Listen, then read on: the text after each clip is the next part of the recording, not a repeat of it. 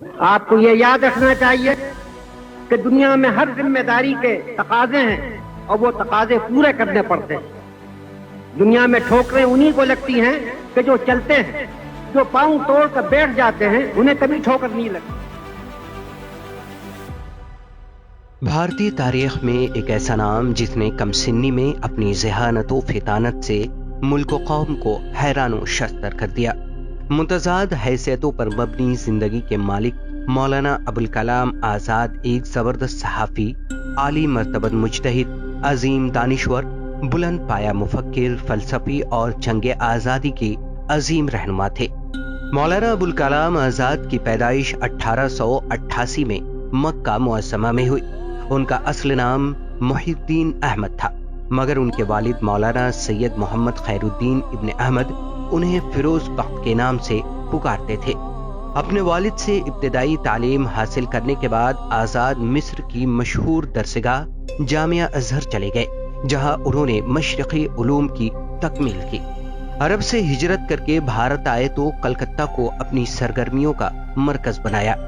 یہیں سے انہوں نے اپنی صحافتی اور سیاسی زندگی کا آغاز کیا۔ انہوں نے یہیں سے 15 برس کی عمر میں لسان الصدق جریدے کی ارادت کی اور سن 1912 میں 20 برس کی عمر میں الہلال کے نام سے ایک ہفتہ وار اخبار نکالا۔ یہ پہلا باتصویر سیاسی اخبار تھا۔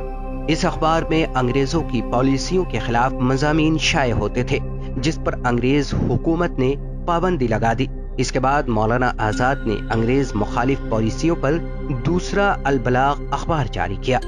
مولانا آزاد کا مقصد جہاں انگریزوں کی مخالفت تھا، وہیں قومی ہم آہنگی اور ہندو مسلم اتحاد پر ان کا پورا زور تھا۔ انہوں نے اپنے اخبارات کے ذریعے قومی وطنی جذبات کو بیدار کرنے کی کوشش کی۔ مولانا ابوالکلام آزاد سیاسی محاذ پر بھی سرگرم رہے۔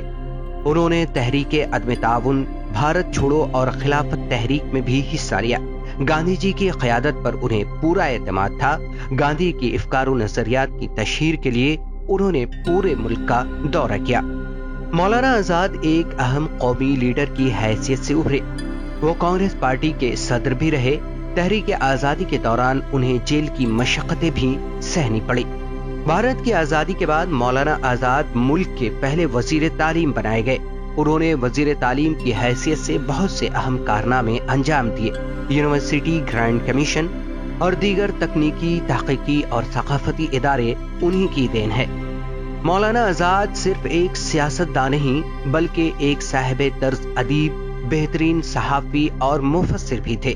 انہوں نے شاعری بھی کی، انشائیے بھی لکھے، سائنسی مضامین بھی تحریر کیے، علم و تحقیقی مقالات بھی لکھے، قرآن کی تفسیر بھی لکھی۔